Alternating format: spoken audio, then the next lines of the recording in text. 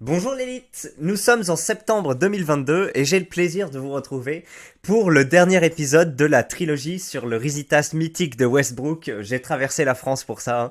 Le premier épisode, on racontait comment il avait rencontré la jeune Alex, hein, en camping l'été, comment pendant 2 ans par écran interposé ils s'étaient chauffés à distance et voilà, il y avait un certain nombre d'attentes de sa part. Il avait finalement traversé la France en train pour aller la rencontrer alors qu'il n'avait pas beaucoup d'argent et finalement on s'était laissé sur la fin de la première vidéo au moment de la rencontre avec Alex. Voilà, deuxième épisode qui vous a aussi beaucoup plu.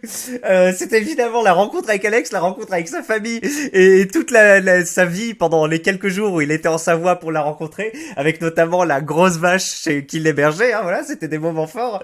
Et là, finalement, dernière partie, ça va être les 2 derniers jours, je crois, du voyage. Donc, est-ce qu'il va réussir à faire tenir à Alex sa promesse, donc de s'embrasser une fois qu'ils allaient se revoir, et puis après la fin du séjour, hein, comment il va passer la dernière nuit alors que normalement il est plus hébergé par la grosse qui l'héberge, et comment est-ce qu'il va rentrer chez lui. Est-ce qu'il va finalement retenir un peu de positif de cette histoire est-ce que il va y avoir que des enchaînements de malaise comme on l'a eu.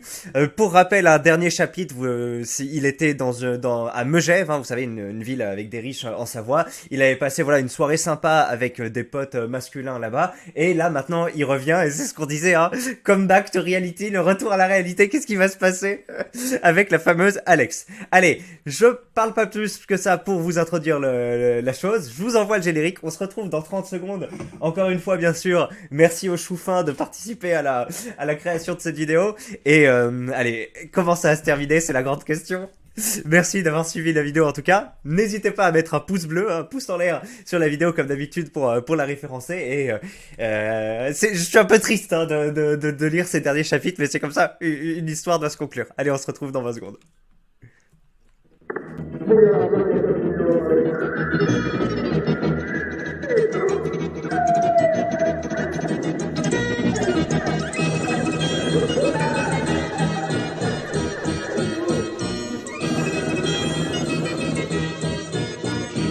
Normaux avec des gens normaux.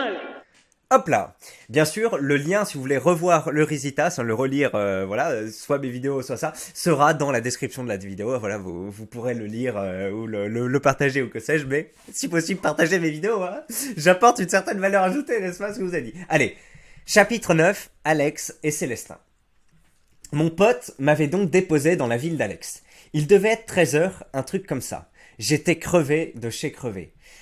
La soirée plus l'after fait qu'on s'était couché à 9 h du matin, puis levé à midi, donc au final que 3 heures de sommeil.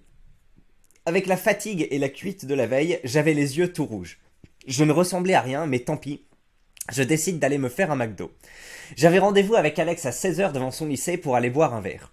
La grosse m'avait demandé d'être là absolument à 19 h pour pouvoir lui ouvrir son appart. Elle n'avait plus ses clés, souvenez-vous. Et oui, souvenez-vous, hein, il était parti, il avait oublié de lui rendre ses clés, du coup, il était à plus de 100 km, je crois, il pouvait pas aller là, lui donner ses clés, donc bref, il y a aussi cette attente, hein, on s'était laissé dans le dernier épisode. Comment est-ce que ça va se passer quand il va revoir la grosse qui a été bloquée, elle pouvait plus rentrer chez elle à cause de lui, hein.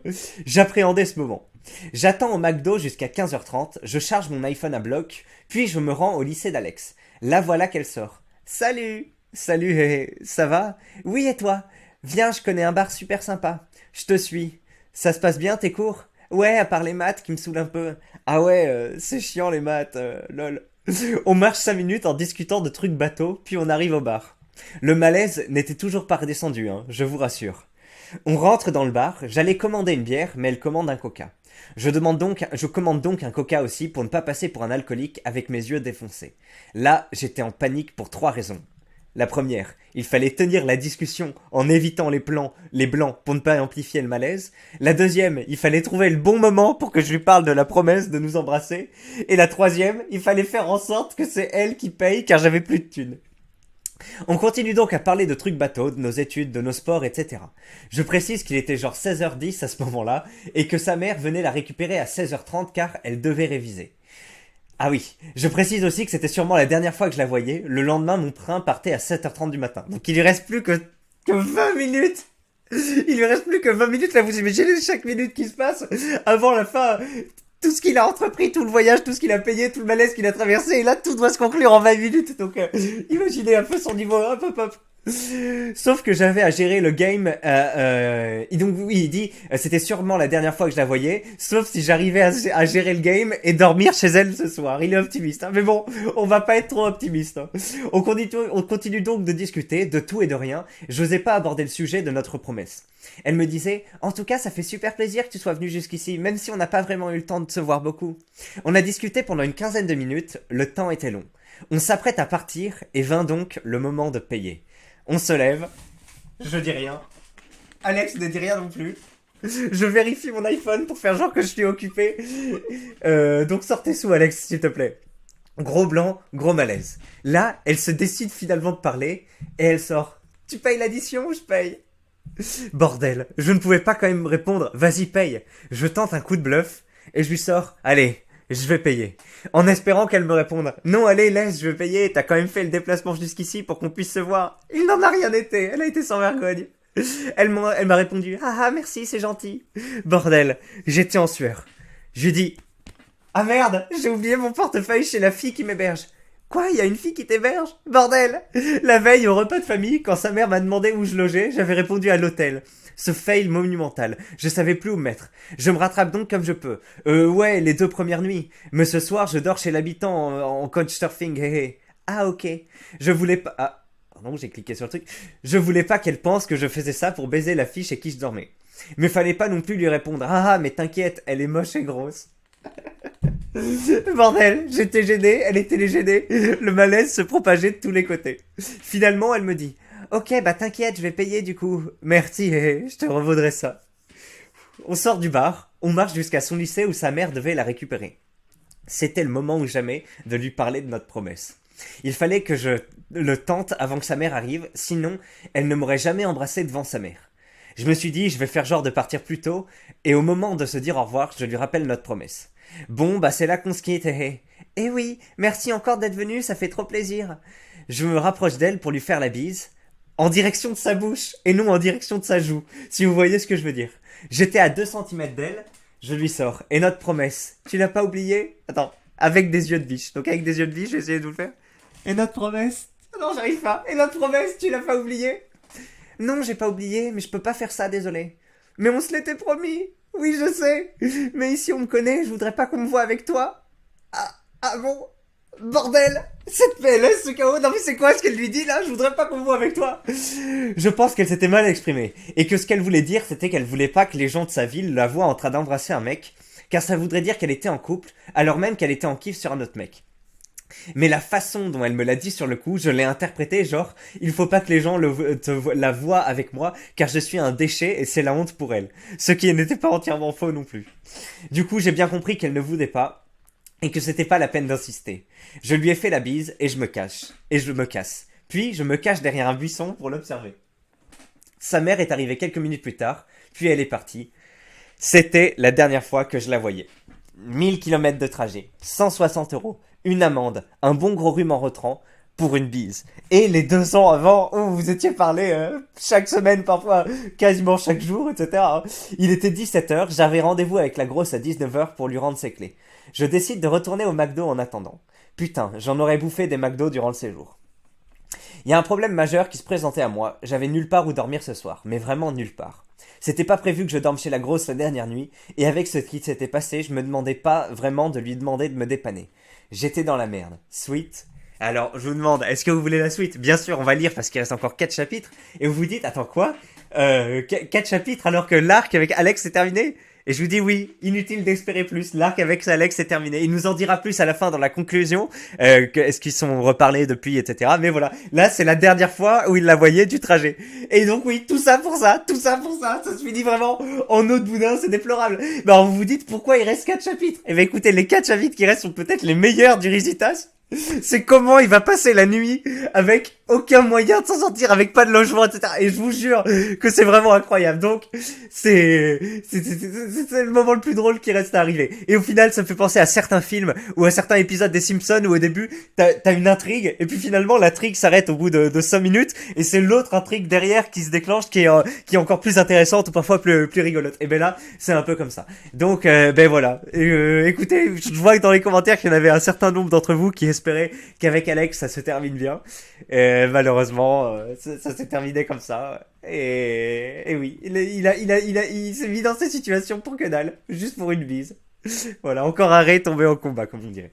Allez, ça continue. Chapitre 11, dernière soirée. J'étais donc au McDo avec nulle part où dormir le soir.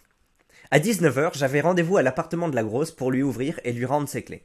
J'attends l'heure fatidique au McDo, puis je me rends chez elle. Elle arrive. Salut, je suis vraiment désolé pour hier, hein. C'est pas grave, j'ai réussi à m'arranger avec une collègue de boulot pour dormir chez elle. Ah ok, car j'étais vraiment gêné. T'inquiète, c'est bon. Bon, elle avait pas l'air de l'avoir trop mal pris. On rentre chez elle. Elle me propose de manger avec elle. Non, désolé, je viens de manger un McDo, hé hé. Encore? Eh oui, encore. Excusez-moi, j'ai cliqué encore une fois. Elle mange toute seule dans son coin et moi je regarde la télé. Gros malaise encore une fois. Mais bon, j'avais l'habitude maintenant. Par contre, je ne savais pas où je dormais le soir. Et je me voyais vraiment, mais vraiment pas lui demander de sortir chez elle. En plus, elle commençait à défaire mon lit dans le salon. Ça voulait dire ce que ça voulait dire. Il fallait que je trouve une autre solution. Je décide d'envoyer un SMS à Morgane pour lui demander ce qu'elle faisait ce soir.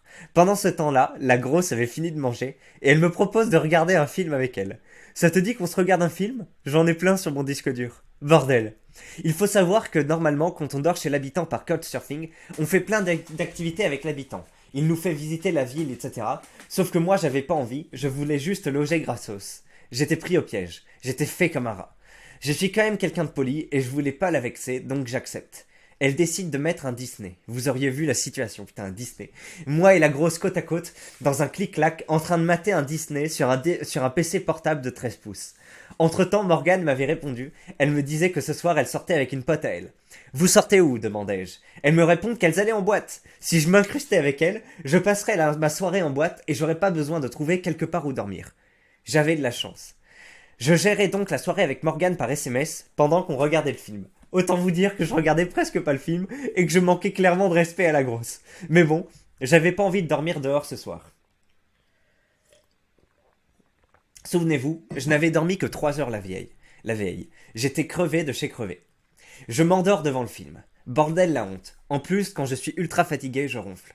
Un SMS de Morgane me réveille. Elle me dit qu'elle était ok pour que je vienne avec elle et qu'elle me prendrait à 23h30 au McDo.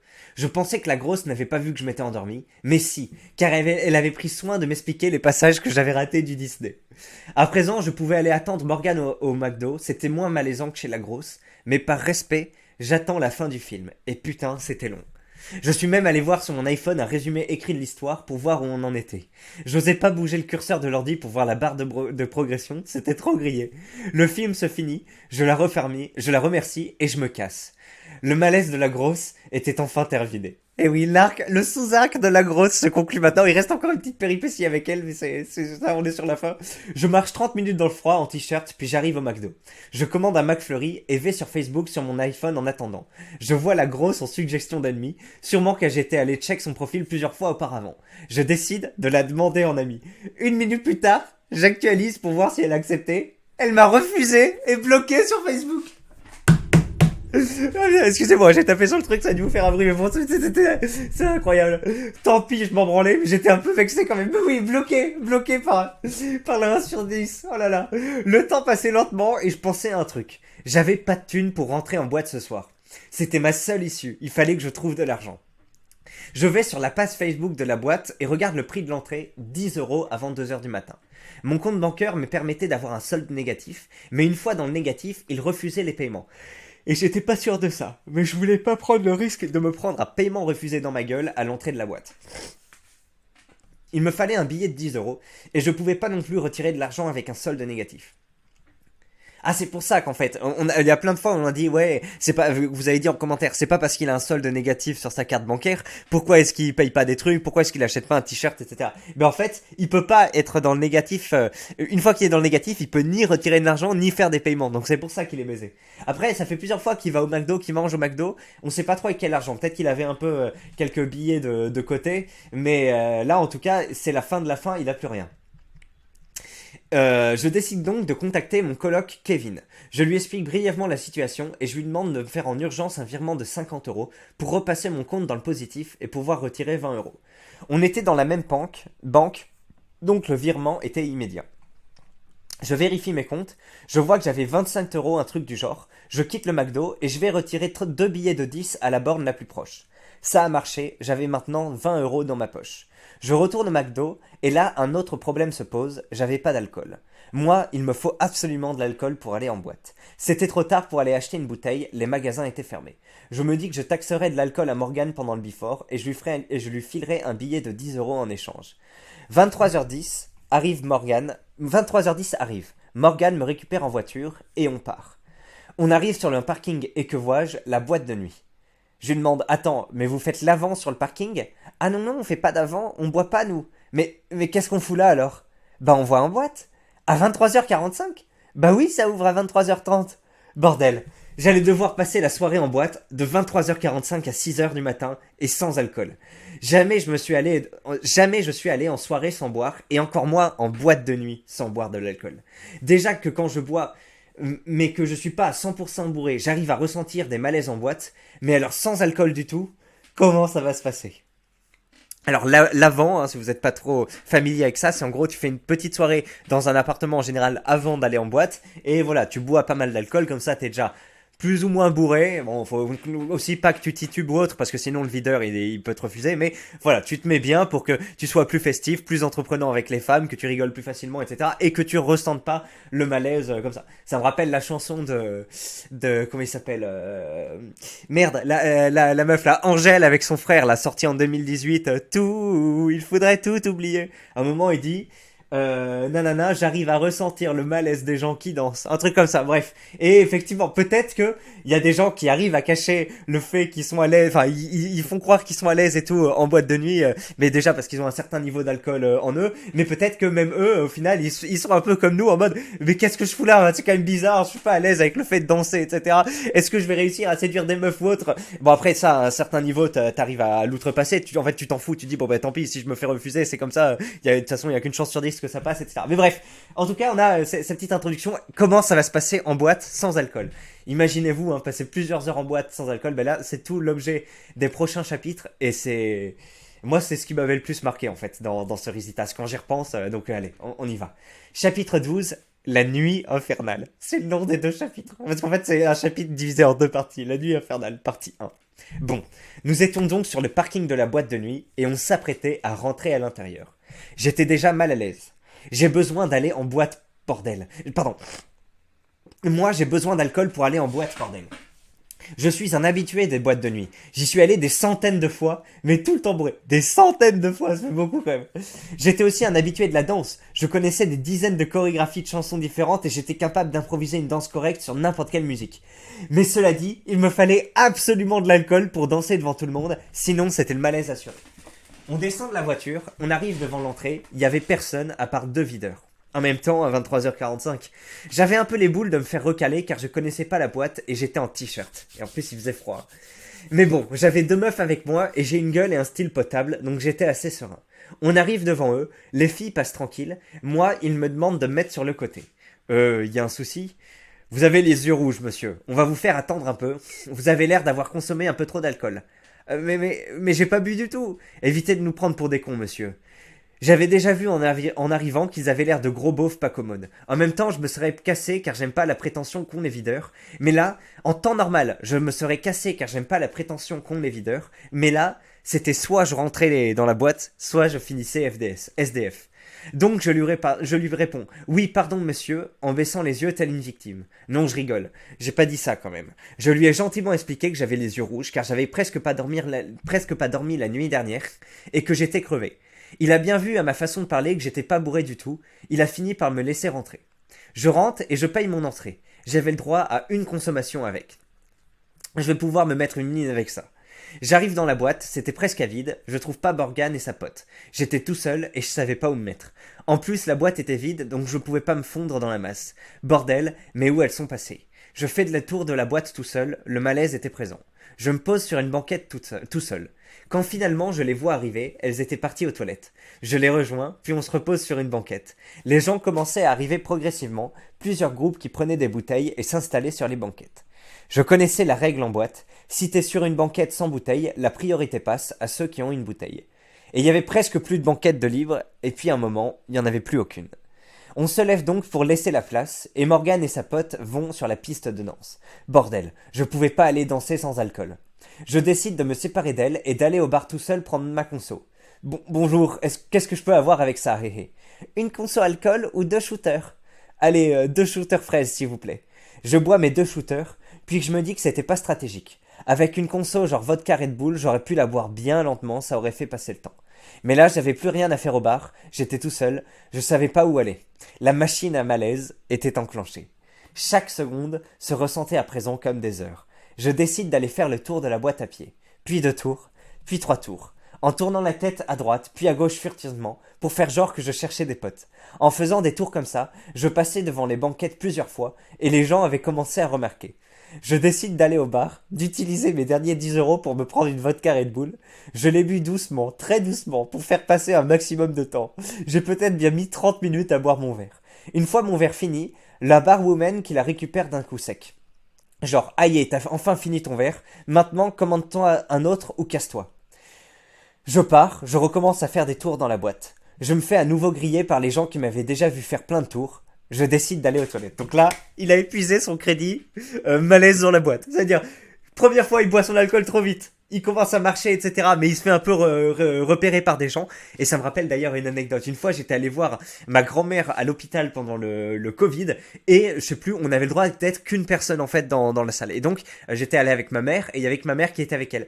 Et moi, je me faisais chier, je me souviens. Et j'ai pas le permis encore, mais j'avais appris un peu à conduire. Et donc, je me suis dit, vas-y, j'ai la voiture. Je vais faire des tours du parking, inlassablement. Et j'ai fait pendant genre 20 minutes ou 30 minutes. En première ou en deuxième, je passais la première, puis je passais la deuxième, et je faisais juste des tours de parking comme ça. Et à un moment, j'ai vu qu'il y avait un premier infirmier qui est venu ça, comme ça voir, puis un deuxième, puis un troisième, et il se disait, mais qu'est-ce que c'est que ce con qui fait des tours de parking? Mais c'est un peu la même chose que là. Bref, et après, je m'étais posé comme ça, bah, bref. C'était rigolo. Et donc là, il a d'abord fait le tour chou blanc, hein, il voit que les gens le remarquent et tout, c'est foutu. Il est allé boire ensuite le verre pendant une demi-heure super lentement pour profiter un maximum. Et à la fin, il s'est fait dégager par la meuf en mode vas-y dégage crasseux, t'as pas de thune. Et là, il va aux toilettes. Je m'enferme dans une cabine et j'attends facilement 15 minutes aux toilettes. Je sors, je me lave les mains pendant au moins 5 minutes. Je les sèche pendant 50 minutes. Regardez comme il essaye que chaque truc dure longtemps pour fuir l'ennui. J'attends qu'il n'y ait plus personne dans les toilettes, puis je retourne aux toilettes. J'attends à nouveau une quinzaine de minutes. Quand j'entendais plus de bruit dans les toilettes, je jetais des petits coups d'œil furtifs pour voir si personne me grillait. Genre comme ça, regardez. Il regarde si personne l'a grillé.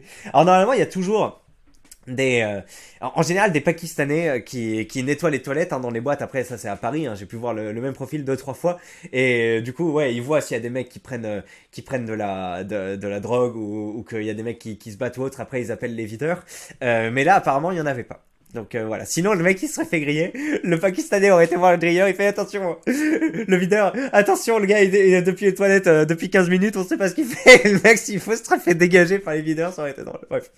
Au bout d'un moment, ça commençait à faire vraiment long, donc je sors. J'arrive à nouveau sur la piste de danse, je fais genre de vagabonder en cherchant des potes. Tout le monde dansait, sauf moi. Je pouvais pas rester là, ni retourner aux toilettes, j'avais déjà presque passé 1 heure dedans. Ni aller au bar, car j'avais plus de thunes. Ni m'inscrister sur une banquette, car je ne connaissais personne. Je décide donc d'aller faire un tour au coin fumeur, alors que je fume pas. Mais bon, une cigarette me ferait passer un peu de temps. Mais je n'avais pas de cigarette. Je demande donc à 4 ou 5 mecs différents s'ils peuvent me déplaner une clope. Non, non désolé, non mec désolé. C'est ma dernière désolé, non j'en ai plus. Je ressors du coin fumeur, je savais pas où aller. Je décide donc finalement de tenter la piste de danse. Je m'incruste sur la piste, je rejoins Morgane et sa pote et je commence à danser à côté d'elle. Et bordel, sans alcool, c'était vraiment pas pareil. Je dois ressembler à rien. Je sens que j'ai vraiment pas le rythme. Morgane et sa pote qui dansaient ensemble, genre face à face. Moi j'étais tout seul à côté en train de bouger mes bras. Sûrement l'un des plus gros malaises de ma vie. Beaucoup plus puissant que tous les autres malaises du Régitas réunis. Même Morgane et sa pote me regardaient en souriant du coin de la bouche. Imaginez les meufs, elles font aucun effort d'intégration. Elles dansent juste à côté. Elles ont conscience qu'il y a un mec qui est tout seul à côté, qui fait un peu de son mieux, qui a rien à faire, qui connaît personne et tout. Elles en ont rien à foutre. Et elles le regardent, elles se foutent de sa gueule. Et le mec à côté, il est là. Il maîtrise pas très bien son corps. Ça fait 1 heure qu'il subit du malaise accumulé. Il se dit, vas-y, c'est ma dernière chance. Oh putain, c'est incroyable. C'est incroyable. L'horreur. Je vous fais une petite anecdote. À une époque, j'avais un pote qui sortait beaucoup en boîte, j'en ai déjà parlé 3 ou 4 fois dans des anciennes vidéos, voilà, il voulait vivre la vie rapide, comme on dit, et il sortait souvent aux planches, donc c'est une boîte à Paris qui s'appelle Les Planches, voilà, je sais pas si vous connaissez, et il y a un fumoir là-bas, bon, c'est comme partout, et bref, moi à l'époque j'essayais un peu de séduire des meufs et tout, et je me souviens d'ailleurs que j'ai porté mon appareil dentaire jusqu'à tard, hein, jusqu'à mes 20 ans je crois, ou mes 19 ans, enfin je sais plus, et en fait on m'a retiré mon appareil dentaire genre le 13 janvier, et le 16 janvier on était allé en boîte du coup aux planches, et j'ai embrassé ma première meuf de ma vie, donc à 19 ans ou 20 ans je sais plus, juste 3 jours après l'appareil dentaire, je me suis dit ça y est, maintenant j'ai plus l'appareil dentaire, je peux tenter des trucs un peu plus entreprenants avec les meufs et tout, et voilà, j'avais dansé avec une meuf passablement bourrée, je l'étais aussi, finalement je l'étais embrassé, et je me dis ah putain excellent, etc. Et bah bref, voilà, c'était comme ça que j'avais découvert, et donc quelques soirées plus tard, ça c'était une soirée qui s'était finalement relativement bien passée, puisque j'avais, on va dire, passé un cap, et après on était revenu aux planches, et on était dans le coin fumeur, et il y avait des filles, et je sais plus, j'essayais de discuter avec elles, et elles en avaient rien à foutre.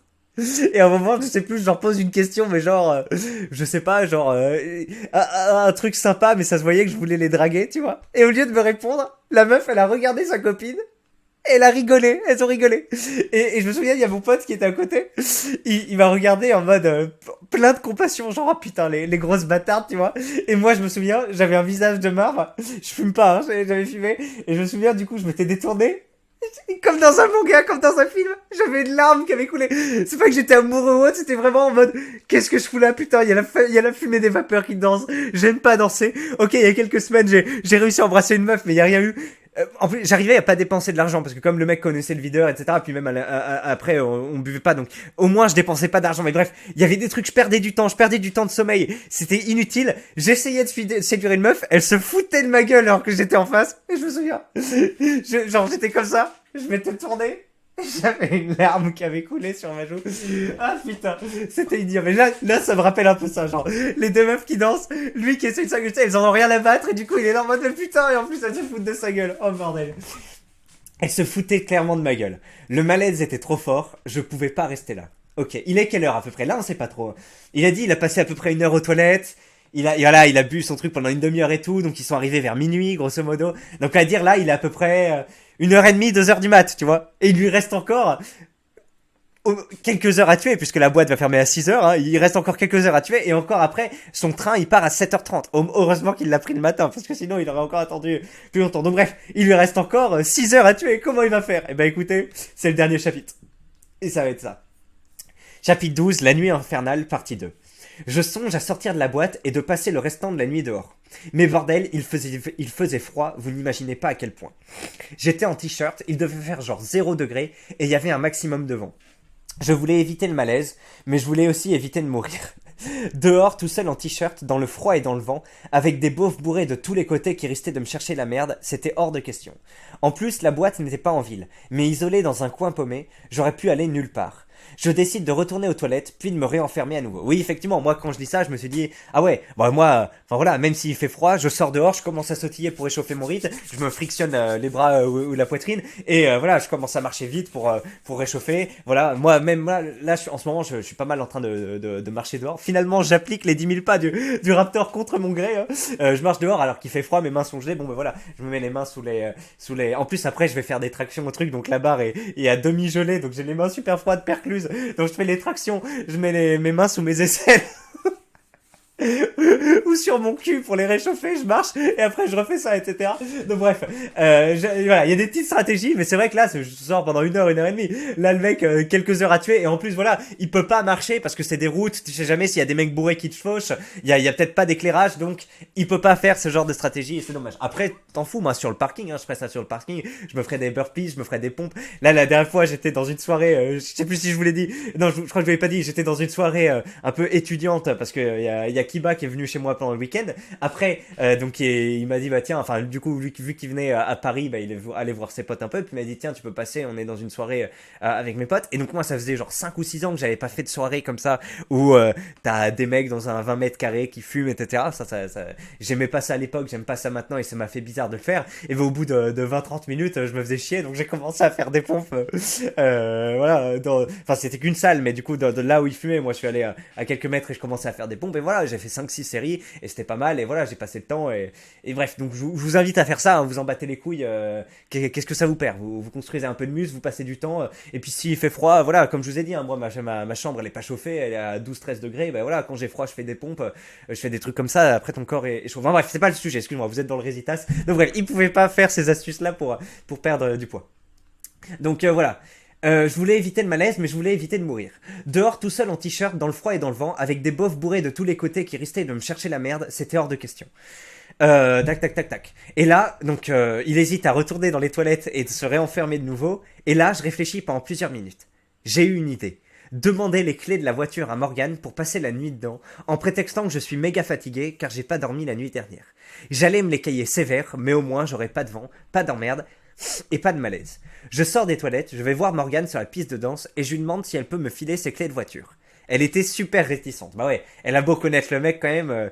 Tu vas pas filer tes clés de voiture voilà, à ça, alors que, oui. Du coup, d'un côté, je l'avais vu que quelques heures en tout dans toute ma vie. On se connaît pas plus que ça. Elle craignait peut-être que je me barre avec sa voiture. Moi, je voulais juste passer ma nuit sans malaise. Je la rassure et je lui propose même de lui filer mon iPhone avec ma carte d'identité en échange, comme garantie. Elle finit par accepter, mais elle avait pas l'air super contente. On va au vestiaire, elle récupère sa veste dans laquelle elle avait mis ses clés, puis elle me les donne. Je sors dehors. Brrr. Bordel, j'avais froid, vous n'imaginez pas à quel point. J'étais en t-shirt, il devait faire 0 degré voire moins. Je tremblais comme un porc, j'avais des frissons, c'était insupportable. J'arrive à la voiture, le pare-brise était gelé. Je rentre dedans, je me mets sur la banquette arrière, puis je ferme ma clé. Il devait être 2h30, un truc du genre. Ah ouais, donc il lui reste au moins 3 heures à tuer. C'était même pas envisageable de dormir, j'avais trop froid, c'était impossible. Imaginez le mec qui commence à s'endormir là-dedans, et il meurt dans son sommeil, comme certaines personnes. Ah putain, c'est pas si drôle, les SDF qui meurent de froid, mais bref, imaginez le gars, il traverse la France comme ça, il se fait chier, il subit malaise sur malaise, le McDo, enfin merde, le Disney avec la grosse, la fille qui traverse, c'est impossible il peut même pas l'embrasser, etc., il perd de la thune, il se fait chier en boîte pendant X temps, il arrive dans la voiture, il s'endort et il meurt. T'imagines comment tu finis ta vie comme une merde. Mais bon, finalement, il va pas s'endormir. Voilà. C'était même pas envisageable de dormir. De toute façon, il avait trop froid, même malgré son état de fatigue, il y avait son état corporel qui le maintenait éveillé, c'était impossible. Les videurs qui passaient sur le parking faire leur ronde, moi je me baissais à chaque fois pour pas qu'ils me remarquent. Pareil pour les gens qui arrivaient et qui se garaient à côté. Je faisais de la musculation sans haltère avec mes bras pour tenter de me réchauffer. Eh oui, voyons. Il applique les techniques de l'élite. Il fait des trucs comme ça. Incroyable. Je comptais jusqu'à 60, je repartais à 0, puis je recommençais pour faire passer le temps. Bordel, c'était les minutes les plus longues de ma vie. Jamais je n'ai eu aussi froid. Je regardais l'heure sur mon iPhone toutes les 2 minutes, et je voulais pas jouer ou checker Facebook, car ça aurait niqué la batterie. Imaginez, en fait, le mec, il a vécu la campagne de Russie. C'est ça, c'était que pendant une nuit, mais il a vécu l'attente, le malaise, le froid. Oh putain, il me restait 6%, un truc comme ça. Car dans la boîte, je l'ai sorti plein de fois pour vérifier mes messages et Facebook pour faire genre que je suis occupé et passer le temps. Je connais ça aussi. Hein. Moi aussi, j'ai connu ça dans des boîtes où mes potes étaient à côté. Enfin bref, je me faisais un peu chier avec eux. Après, j'essayais un peu de séduire une ou deux meufs dans le truc, ça prenait pas trop. J'étais plus ou moins amoureux d'une meuf et enfin, je me souviens, j'allais lui parler et c'était un peu malaisant et du coup, je regardais mon portable et j'étais bourré. Enfin bref, donc oui, beaucoup regarder le téléphone et à la fin, tu perds plein de batterie. Ah là, j'ai attendu 2h30 comme ça à peu près, et vers 5h, Morgane et sa pote étaient sortis de boîte et avaient rejoint la voiture. Enfin, et ouais, 2h30 tout seul dans la voiture sans batterie à faire ses conneries. Enfin, non, enfin, pas vraiment enfin, car je savais pas où j'irais après. Elle toque à la fenêtre en croyant me réveiller, et pour me demander de leur ouvrir car j'avais fermé la voiture à clé. Sauf qu'évidemment, je dormais pas. Alors, t'as bien dormi? Oui, oui, j'ai bien dormi, hé hé. Du coup, je te dépose où? Euh... Dépose-moi à la gare, s'il te plaît. Mais ton train, il est pas à 7h30? Si, si, mais t'inquiète, hé hé. Ok, comme tu veux. Pendant le trajet, j'explique à Morgane comment ça s'était passé avec Alex, sans parler de notre promesse, mais en lui expliquant qu'elle kiffait un autre mec. Elle me dit qu'elle était désolée et qu'elle n'était pas au courant. Bref, elle avait mis le chauffage dans la voiture, ça faisait du bien un peu de chaleur. Attends, c'est pas une chanson ça? Un peu de chaleur au fond de mon cœur. Elle me dépose à la gare, je leur dis au revoir, je sors de la voiture et direct, je me reprends un anticyclone dans la gueule. Cette fois, il fallait ajouter un vent glacial en plus du froid déjà insupportable. Je vais voir sur les portes de la gare, ça ouvrait à 6h. J'allais devoir passer 1 heure dans le froid et dans le vent. En plus, mon iPhone venait de tomber à court de batterie. Je cherchais un banc pour me poser, puis un deuxième, puis un troisième. Je les testais tous un par un pour voir lequel était le plus à l'abri du vent. Puis je suis posé et j'ai attendu 1 heure environ, sans doute l'un des moments les plus horribles de la vie, je me rappellerai toujours. Oh putain, encore une fois, ça fait quoi une de mes situations? Alors j'ai pas attendu pendant 1 heure comme ça sur un banc dehors. Et dehors, ça doit être dur. En plus, en Savoie. En plus, quand il fait -0. Et en plus, s'il y a du vent, oui, c'est extrêmement dur. Après, j'aurais été lui, j'aurais sautillé, etc. Mais bon, il est crevé, donc il peut pas. À un moment, c'est ce que je dis aussi. Faire des pompes et tout. Oui, bah, si t'es crevé, que t'as dormi 3 heures et là, tu viens de repasser une nuit blanche. Non, mon gars, ton corps, il te dit que je préfère crever que faire des pompes ou de sautiller. Donc, c'est compliqué. Nonobstant, oui, donc ça, donc pareil, je crois que c'était une soirée aux planches aussi, et on était sortis, je sais pas, 4h, 5h du mat, et moi j'ai jamais pris de taxi ou de Uber ou que sais-je pour rentrer chez moi, ni de Hitch, enfin bref, non. Avec des potes, oui, parce que parfois ils disaient, allez, vas-y, on rentre chez moi, etc. Donc je prenais des trucs, mais jamais pour moi, non. C'est une honte de faire ça, enfin vraiment, voilà, dans le cadre professionnel peut-être, mais pour moi, non, j'aime pas avoir des sous-traitants, des mecs que tu sous-traites alors que t'as des services publics où t'as tes pieds, enfin bref, voilà, ça c'est le truc. Et bref, où est-ce qu'on en était? Oui, donc tout le temps, j'attends le premier truc ou le noctilien. Et donc on avait dû attendre 6 heures. Et pareil, c'était genre une soirée en février et tout, donc il faisait froid, il faisait peut-être -0, tu vois, dehors la nuit. Et on devait attendre. Et moi j'étais sorti avec une petite veste et un t-shirt. Enfin, j'étais pas bien. J'avais pas plusieurs épaisseurs et voilà, j'avais je crois 1 heure et demie à attendre. Et du coup, j'avais pris plein de journaux 20 minutes. Je crois que j'avais même pas de sens. Et je les avais mis entre mon t-shirt et mon corps et entre ma veste et le t-shirt pour que ça fasse un isolant. Déjà, ça m'avait un peu occupé de faire ça. Et je les avais froissés, j'en avais eu plein, genre une trentaine. Et je sais pas si c'était si utile, mais je me souviens de ça. Bref. Voilà, ça c'est des petits souvenirs sympathiques. Euh... Sans doute l'un des moments les plus horribles de ma vie. Vous allez me dire, c'est que du froid et du vent, t'es vraiment un fragile Célestin. Certes, mais en t-shirt, dans un froid glacial, avec un vent qui n'arrange pas les choses, et sans batterie pour voir combien de minutes d'enfer il me reste, c'est vraiment de la survie, je vous l'assure. Et ouais, c'est vraiment compliqué, en plus fatigué et tout, bref. Au bout d'1 heure, j'aperçois à travers les vitres de la gare une employée qui commence à mettre en place des trucs à l'intérieur. Ah ça ouais, ça c'est le truc. Quand tu commences à voir de la vie et tout, c'est comme quand, je sais pas, t'es largué dans la nature et tout, tu crois que tu t'es perdu, puis tu commences à voir un signe de civilisation et tu dis yes, au moins je vais pas mourir de faim, au moins je vais pas faire de là, c'est pareil, tu dis ouf, enfin ça arrive mon calvaire, les lumières de la ville s'éteignent, ça veut dire que la vie va reprendre, etc. Je me dis que le calvaire est bientôt fini. Je tente un passage devant la porte de la gare, vous savez, c'est des portes automatiques, et les portes ne s'ouvrent pas. Il n'était pas encore 6 heures du matin. Tant pis, j'attends encore, je marche pour me réchauffer, puis je passais devant la porte toutes les minutes pour tenter de l'ouvrir, quand enfin elles ouvrent. Bon, il faisait pas super chaud dans la gare, mais c'était déjà moins pire que dehors. Il était 6 heures et il me restait encore 1h30 à attendre mon train. Pendant ce temps, des femmes de ménage faisaient le ménage, des gens passaient dans la rue, ça m'occupait un peu de voir la vie. En plus, il y avait une horloge dans la gare, donc je savais à présent combien de temps il me restait encore à attendre.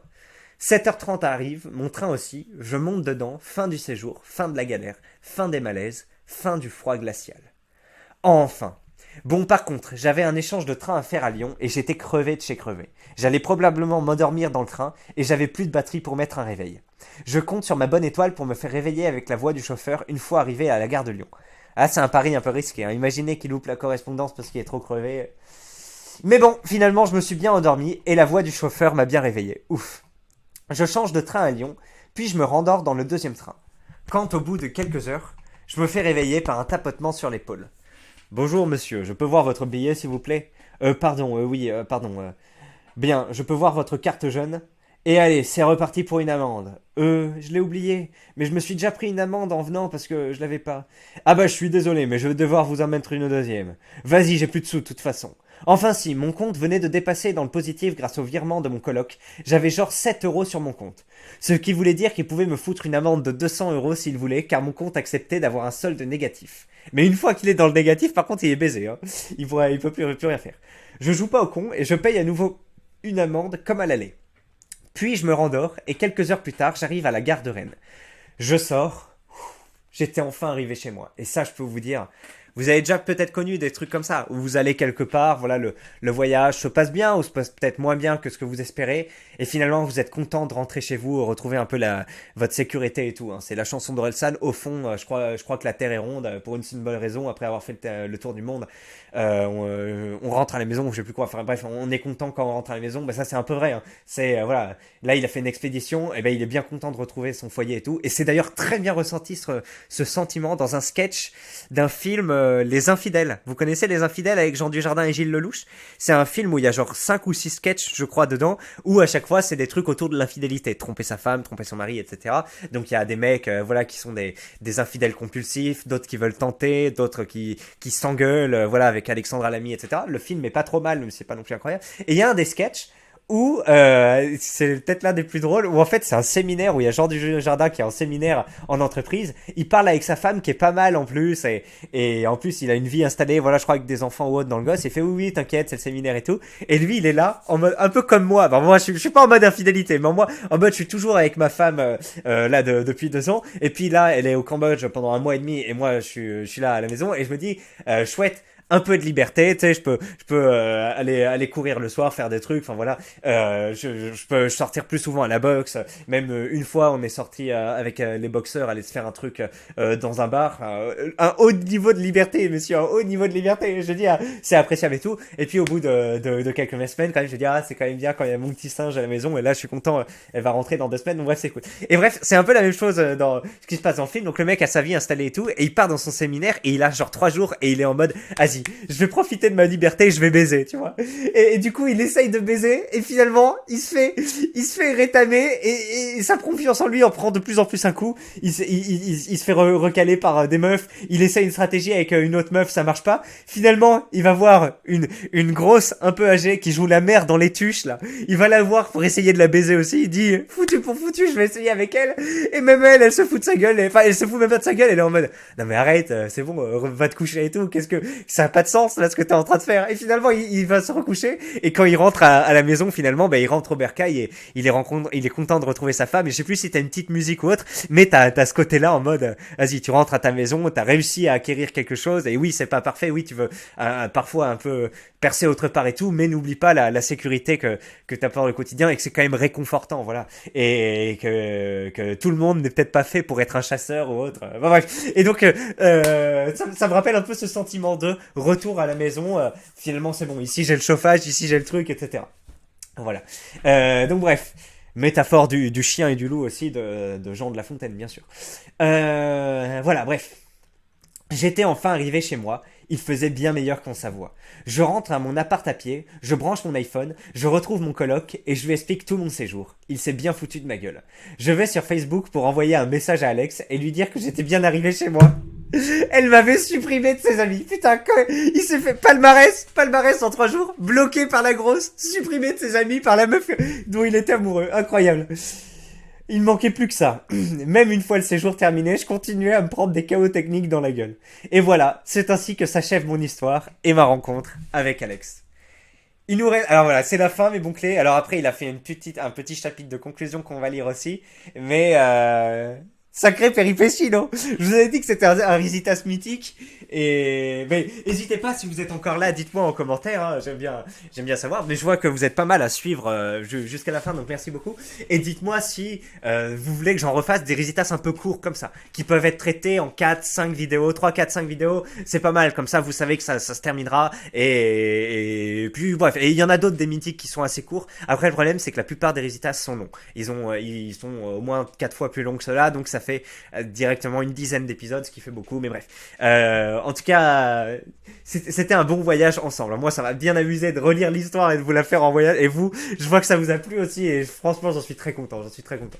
Allez, conclusion.